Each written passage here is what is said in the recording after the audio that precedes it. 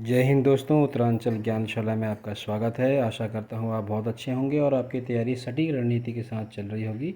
उत्तराखंड की जब हम तैयारी करते हैं तो बहुत कन्फ्यूज़न इसको लेकर होता है। कई बार बच्चे थोड़ा सा भ्रमित हो जाते हैं कि डीप पढ़ना है या बहुत ज़्यादा वन लाइनर पढ़ने हैं। तो इस चक्कर में बच्चे कई बार ऐसा है कि बेसिक चीज़ों को छोड़ देते हैं। तो ये जो हमने श्रृंखला चलाई है, इसका पहला मकसद तो ये है कि इसमें जितने भी प्रीवियस ईयर में क्वेश्चन आए हैं, UK triple S C, UK P S C, उबटा, जितने भी एग्ज़ाम हुए हैं, 100 से अधिक, जो 100 से भी काफ़ी अधिक एग्ज़ाम हैं, तो वो सारे प्रश्न पत्रों को मैंने बहुत अच्छे से उनका विश्लेषण किया है। तो उनके सारे प्रश्न आपके सामने, आपको यहाँ सही आंसर के साथ मिल जाएंगे। आपको कहीं और जाने की ज़रूरत नहीं है। एक भी प्रश्न आपका नहीं छूटेगा। अगर कोई क्वेश्चन रिपीट हुआ है तो वो बता दिया जाएगा आपको।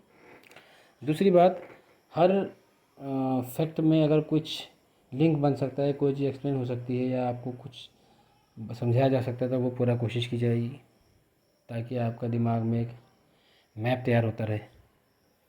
और इसके अलावा आपको यहाँ पे जो भी महत्वपूर्ण प्रश्न होते हैं, इसके अलावा प्रीवियस ईयर के अलावा जो अन्य महत्वपूर्ण चीज़ें होती हैं जो इम्पोर्टेंट हो सकती हैं अब हमारे पुराने परीक्षाओं के आकलन के अनुसार, तो वो आपको यहाँ पर मिलेगी। तो आपको इसको नियमित रूप से देखना है। ठीक है, अब शुरू करते हैं। पहला हम ये उत्तराखंड प्रतीक चिन्ह की बात करते हैं। ये बहुत सरल भी है और कुछ महत्वपूर्ण भी हैं। तो आपको क्या करना है कि चित्र रखना है सामने। अभी मैं आपको चित्र भी दिखाऊंगा और उस चित्र का मन में, दिमाग में उसको मनन करना है। जैसे आपने देखा कि यहाँ पर 4 लाइनें बनी हुई हैं, धाराएं जैसी। ऊपर लाल लाल है, अशोक सत्यमेव जयते लिखा हुआ है। अशोक क्या करती है, अशोक जो चिन्ह है उसकी क्या करती है। तो आपको इन चीज़ों को देखना है। बहुत ज़्यादा लिखना नहीं है इसमें, जो जैसे आपकी किताबों में लिखा होता है ना, वो पूरी पैराग्राफ में लिखना है, खाली पिन पॉइंट बातें लिखनी है। तो उत्तराखंड सरकार ने इन चिन्हों का 2001 में निर्धारण किया था। तो आप सीधे लिखिए निर्धारण 2001। जाहिर सी बात है उत्तराखंड सरकार ही करेगी, है ना, तो वो अंडरस्टूड हो जाएगा जब आप पढ़ोगे। तो 3-4 बार पढ़िए, फिर अपना शॉर्ट नोट बनाइए। अच्छा, ये 3 पर्वत चोटियाँ हैं, तो पर्वत चोटियाँ 3 हैं तो उनसे श्रृंखलाएँ निकलती हैं 4, तो ऐसे याद रखना है। ये 4 वो आपकी श्रृंखलाएँ जल धाराएँ हैं। और ये आपकी 3 पर्वत चोटियाँ, 2 ये हो गई, बीच में एक लाल लाल वाली होगी। नीला रंग जो है शुद्ध जल का प्रतीक है। लाल पृष्ठभूमि पर आकृत अशोक की लाट व नीचे सत्यमेव जयते लिखा हुआ है। ठीक है, 9 नवंबर 2000 को अपनाया गया था। ठीक है, तो ये जन्मदिन के समय पे राज्य का था। तो ये आपको याद रखना है। ठीक है, ज़्यादा इसमें समय नहीं लगाएंगे, आप इसका नोट कर लीजिएगा और तुरंत रिवीजन कीजिएगा। आगे बढ़ते हैं। राज्य पुष्प ब्रह्म कमल, सारे फैक्ट आपके सामने लिखे हुए हैं। ऐसे महत्वपूर्ण क्या जाता है, महत्वपूर्ण ये हो जाता है कि इसको स्थानीय नाम क्या है, कौलपदम। ठीक है, फेन कमल सर्वाधिक ऊंचाई पर पाया जाता है। 2003 के सर्वे के बाद संकटग्रस्त घोषित कर दिया गया था। ठीक है, और इसमें जो फूलों की घाटी है, कहाँ ज़्यादा पाया जाता है, फूलों की घाटी में बहुत ज़्यादा पाया जाता है। तो आपने देखा भी होगा फूलों की घाटी का जब चित्र आता है तो उसमें अब दिमाग में क्या करना है, फूलों की घाटी के चित्र में अब कभी भी देखिए तो फूलों की घाटी के चित्र में ये ब्रह्मकमल बने आते हैं, तो दिमाग में सीधे उस चित्र को छापना है। तो कहीं पर प्रश्न आएगा तो आप कन्फ्यूज़ नहीं होंगे। ठीक है ना। केदारनाथ में भगवान शिव को चढ़ता है। बाकी फैक्ट आपके सामने लिखे हुए हैं। 4800 से लेकर 6000 तक की ऊंचाई पर मिलता है।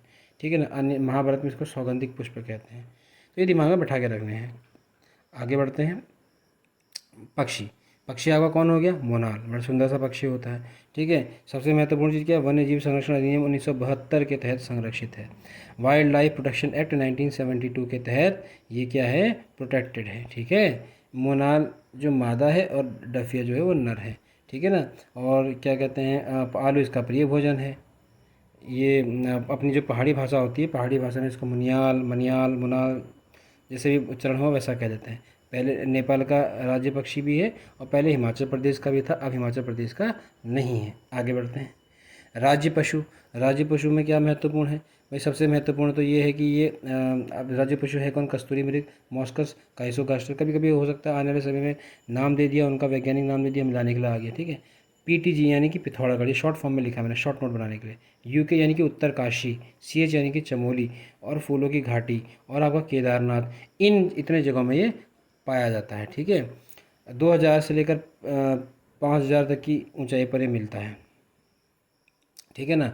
और इसमें क्या है, बाकी सब फैक्ट आपके सामने लिखे हुए हैं। एक इम्पोर्टेंट फैक्ट ये हो जाता है कि कस्तूरी का उपयोग जगन्नाथ मंदिर पुरी जो उड़ीसा में है उसमें सुगंध के रूप में किया जाता है।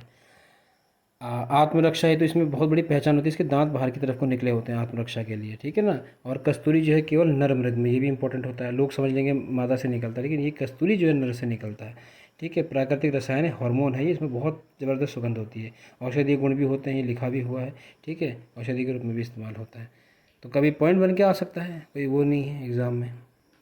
आगे बढ़ते हैं। अब इसका भी संरक्षण जरूरी है, ठीक है ना। तो 1972 में क्या था, केदारनाथ वन्य जीव विहार में कस्तूरी मृग विहार बनाया गया, चमोली में है ये। तो 72 से वाइल्ड लाइफ प्रोटेक्शन एक्ट 1972 आपने पढ़ा था, हमने वहाँ पक्षी मोनाल का संरक्षण किया था। तो भाई अब पशु का भी संरक्षण होगा, तो 1972 से ही शुरू हो गया, ऐसे दिमाग में बैठाइए। तो अब फिर सरकार 5 साल बाद बदलती है, तो 5 साल बाद 77 में क्या हुआ, ये ऐसे बागेश्वर पिथौरागढ़ की बॉर्डर में आता था ये, लेकिन ये इसको बागेश्वर के हिस्सा माना जाता है, क्योंकि जो उनका बोर्ड लिखा होता है ना, उसमें लिखा होता है कि मेहरोड़ी कस्तूरी मृग अनुसंधान केंद्र बागेश्वर, तो हम बागेश्वर ही मान के चलेंगे। जो उनका ऑफिशियल है वो बागेश्वर की सीमा के अंदर ही मानते हैं, तो वैसे बॉर्डर पे है बोलते हैं, ठीक है। तो ये बागेश्वर माना जाएगा अभी, तो ये बागेश्वर में है आपका, ठीक है। तो कस्तूरी मृग अनुसंधान केंद्र बागेश्वर में है, ठीक है। अभी हो गया 72, हो गया 5 साल में 77 हो गया, फिर सरकार बदली 5 साल बाद, फिर क्या आया, 82 आया। 82 में चमोली के कांचुला खर्क में कस्तूरी मृग प्रजनन एवं संरक्षण केंद्र है, तो ये हो गया। 72 में कहाँ, उधर केदारनाथ चमोली। 77 में कहाँ, इधर इधर आ गया, अपना बागेश्वर में आ गया। 82 में कहाँ, फिर वापस चमोली के कांचुला खर्क में। फिर 86 में कहाँ, 82 के 4 साल बाद, फिर अब 4 साल बाद पिथौरागढ़ के अस्कोट अभयारण्य में। ये बहुत इंपॉर्टेंट है, ठीक है। चलिए आगे बढ़ते हैं। राज्य वृक्ष आपका बुरांश हो गया, ठीक है ना, नाम सबको पता है, रोडोडेंड्रॉन, ठीक है। और इसमें महत्वपूर्ण चीज़ क्या होता है, ये अवैध कटान के कारण वन अधिनियम 1974 में संरक्षित वृक्ष घोषित किया गया है। ये बहुत इंपॉर्टेंट लाइन है, अवैध कटान वाली। उसके बाद मिथेनॉल होता है, डायबिटीज़ के लिए फ़ायदेमंद, ये भी इसमें से निकलता है, ठीक है ना। तो और सफ़ेद सबसे ऊंचाई पर, बहुत ज़्यादा ऊंचाई पर सफ़ेद वाले होते हैं। थोड़े नीचे आएंगे तो गहरे लाल होते हैं, थोड़े और नीचे आएंगे तो चटक लाल होते हैं, ठीक है। एकदम चटक वाले लाल जो होते हैं वो नीचे होते हैं, थोड़ा और हाइट ऊपर बढ़ेंगे तो गहरे लाल हो जाते हैं, मरूनपन जैसा आ जाता है। फिर और ऊपर जाएंगे तो फिर सफ़ेद सफ़ेद मिलते हैं, ठीक है ना। ये इंपॉर्टेंट चीज़ है। आगे बढ़ते हैं। अच्छा, ये है राज्य खेल फुटबॉल 2011 में दर्ज।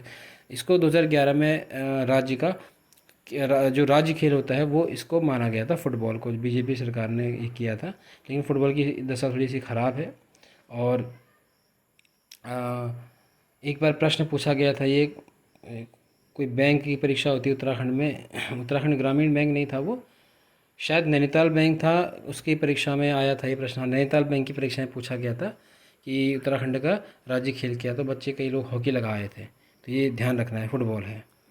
आगे बढ़ते हैं। ये आपके फ़ोटो आ गई, ये आपका राज्य चिन्ह हो गया, बस ऐसे देखते रहिए। ये आपका ब्रह्म कमल हो गया, दिमाग में बैठाते रहिए। ये आपका मोनाल हो गया पक्षी। ये आपका कस्तूरी मृग हो गए। ये इसके दांत बाहर को निकले होते हैं, इन्होंने दांत दिखाए नहीं, इसके दांत ऐसे करके बाहर को निकले होते हैं थोड़ा सा, ठीक है ना, ये महत्वपूर्ण है। उसके बाद ये आपका ब्रह्म कमल हो गया, ठीक है ना, बहुत ही फ़ायदेमंद होता है इसका जो जूस होता है वो हृदय रोगों के लिए बहुत अच्छा होता है। फिर ये आपका, हाँ ये भी आएगा, ये आपका जो ढोल है, DHOL है, इंग्लिश में लिख देते हैं। ये ढोल आपका क्या है, राज्य वाद्य यंत्र है, ठीक है, इसके बारे में भी आगे आता है। ये आपका उत्तराखंड की राज्य तितली हो गई, कॉमन पिटवॉक, ठीक है। पहले इसको महाराष्ट्र ने भी घोषित किया था, अब उत्तराखंड की है। इसका नाम पेपिलियो बाइनर हो गया, और 2016 में इसको घोषित किया गया है। ये बहुत इंपॉर्टेंट, याद रखिएगा, प्रश्न पूछा जा चुका है। देखिए 2016 में तत्काल मुख्यमंत्री हरीश रावत की अध्यक्षता में राज्य वन्य जीव बोर्ड की बैठक में कॉमन पीकॉक को राज्य तितली के रूप में चुना गया था। ये पेपेलियो बाइनर इसका नाम है। उत्तराखंड के अलावा हिमाचल प्रदेश और नॉर्थ ईस्ट में भी पाई जाती है, यानी कि जो पहाड़ी राज्य है।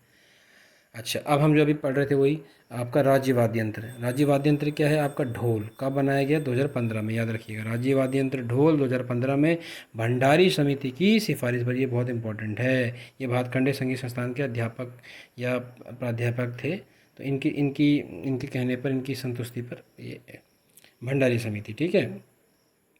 एक फैक्ट और याद रखना है, उत्तम दास। राज्य में ढोल सागर के एकमात्र ज्ञाता उत्तम दास हैं, ठीक है। और राज्य द्वितीय भी हमने पढ़ लिया। एक फैक्ट ये है, इसका जीवन काल 30 से 35 दिन का ही होता है, बहुत कम। टिमरू के पेड़ पर अंडे देती है, 7,000 फीट की ऊंचाई पर मिलती है, ठीक है ना। और ये उत्तराखंड दूसरा राज्य बना, पहले महाराष्ट्र ने भी इसको घोषित किया था, ठीक है। उसके बाद बहुत इंपॉर्टेंट है आपका राज्य गीत। राज्य गीत क्या है? उत्तराखंड देवभूमि मातृभूमि शत शत वंदन अभिनंदन, ये 9 मिनट में गाया जाता है, ठीक है, ये बहुत ज़रूरी है। अच्छा, 2016 में इसको घोषित किया गया था। तो जो कमेटी, हम कमेटी की बात करते हैं, राज्य गीत चयन समिति जो थी उसके अध्यक्ष थे लक्ष्मण सिंह बटोही, ठीक है ना, इन्होंने सेलेक्ट किया था। तो जो हेमंत बिष्ट जी का गीत था, इसलिए इसके रचयिता हेमंत बिष्ट है, ये हेमंत बिष्ट जी के गीत को सेलेक्ट किया गया था। तो रचयिता हो गए हेमंत बिष्ट जी। गायन किया है इसका नरेंद्र सिंह नेगी व अनुराधा निराला ने। समय लगता है 9 मिनट, बहुत महत्वपूर्ण है, याद रखिएगा। अब यहाँ पर आपको तुरंत एक प्रश्न का जवाब देना है कि राष्ट्रगान में कितना समय लगता है, ठीक है। मैं राष्ट्रगीत की बात नहीं कर रहा हूँ, राष्ट्रगान की बात कर रहा हूँ, ये आपको बताना है। देखिए ये दिखा है ना, कस्तूरी मृग अनुसंधान केंद्र, कहाँ लिखा है ये? मेहरुड़ी बागेश्वर। तो हम इसको ही मान के चलते हैं, ठीक है। ये है, चलिए आज के लिए इतना ही, हम अपनी बात को यहाँ पर समाप्त करते हैं। एक प्रश्न मैं आपके लिए छोड़े जा रहा हूँ, आपको ये बताना है उत्तराखंड की द्वितीय राजभाषा कौन सी है? उत्तराखंड की द्वितीय राजभाषा, चलिए मैं ये बताता हूँ। उत्तराखंड की द्वितीय राजभाषा क्या है? संस्कृत है। कब मानी गई थी? 2010 में। मुख्यमंत्री कौन थे? रमेश पोखरियाल निशंक, ठीक है। तो आपको ये चीज़ का ध्यान रखना है। पहली कौन सी? हिंदी है। दूसरी राजभाषा द्वितीय राजभाषा कौन सी है? वो 2010 में रमेश पोखरियाल निशंक जी ने संस्कृत को बनाया था, ठीक है ना। उत्तर प्रदेश की कौन सी है? उर्दू है, ठीक है ना। उत्तराखंड की कौन सी है? संस्कृत है, 2010 में। तो ये इनको प्रश्नों को देखिए, मनन कीजिए, आपको आराम से याद हो जाएगा, ठीक है ना। तो आज के लिए इतना ही। अब हम अगले वीडियो को ज़रूर देखिएगा और इस पर अपना कमेंट ज़रूर करिएगा। धन्यवाद, जय हिंद।